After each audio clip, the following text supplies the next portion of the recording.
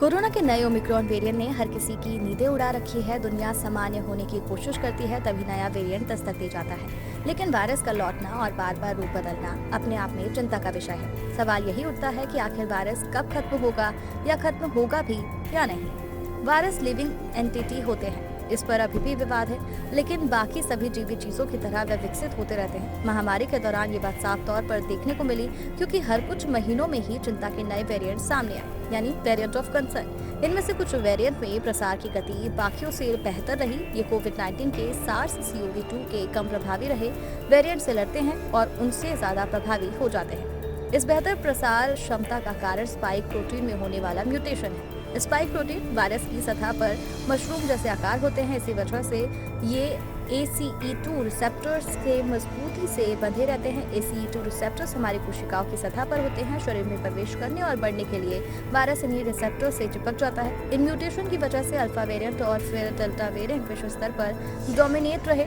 और वैज्ञानिकों का मानना है कि ओमिक्रॉन के साथ भी ऐसा ही होगा। वायरस हमेशा के लिए बढ़ नहीं सकता। हालांकि वायरस अनिश्चित काल तक बढ़ नहीं सकता। जैव रसायन यानी बायोकेमिस्ट्री के नियम के मुताबिक वायरस अंततः एक स्पाइक प्रोटीन विकसित करता है जो ACE2 से मजबूती से बन जाता है। उस समय तक वायरस के फैलने की क्षमता इस बात पर निर्भर नहीं करती कि वायरस कोशिकाओं के बाहर कितनी अच्छी तरह से चिपक सकता है। दूसरे फैक्टर भी वायरस के प्रसार को सीमित कर देंगे। ये फैक्टर है जीनोम कितनी तेजी से रिप्लिकेट होता है। वायरस प्रोटीन TMPRSS2 के जरिए कोशिका में कितनी तेजी से प्रवेश करता है और एक संक्रमित व्यक्ति कितना वायरस प्रसारित करता है। सैद्धांतिक रूप से इन सभी फैक्टर के विकसित होने पर ही वायरस अपने चरम पर होगा। वायरस का भविष्य कैसा होगा? ये वायरस अगर एक प्रोफेशनल गेमर की तरह भी व्यवहार करता है और आखिर में चरम पर भी पहुंच जाता है, तो भी ये सोचने का कोई कारण नहीं है कि हमारा इम्यून सिस्टम इसे कंट्रोल नहीं कर सकता और इसे हटा नहीं सकता।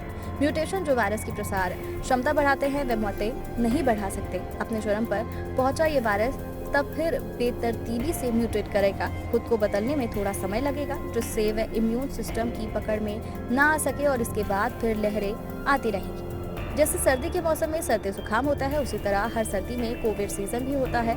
जरूरी नहीं है कि हर साल होने वाले नए फ्लू वायरस पिछले साल से बेहतर ही हो, वो अलग जरूरी हो सकते हैं। कोविड के केस में शायद सबसे अच्छा सबूत कोरोना वायरस 229E है, जिससे सिर्फ सामान्य सर्दी होती है। इसलिए ओमिक्रॉन आखिरी वेरिएंट नहीं होगा, लेकिन अच्छी बात है कि ये चिंता का आखिरी वेरिएंट हो सकता है। अगर हम भाग्यशाली हैं तो SARS-CoV-2 संभवतः एक स्थानिक वायरस बन जाएगा जो समय के साथ धीरे धीरे म्यूटेट होता है। कोरोना और वैक्सीनेशन से जुड़ी जानकारी के लिए हमारे चैनल को सब्सक्राइब कर लीजिए।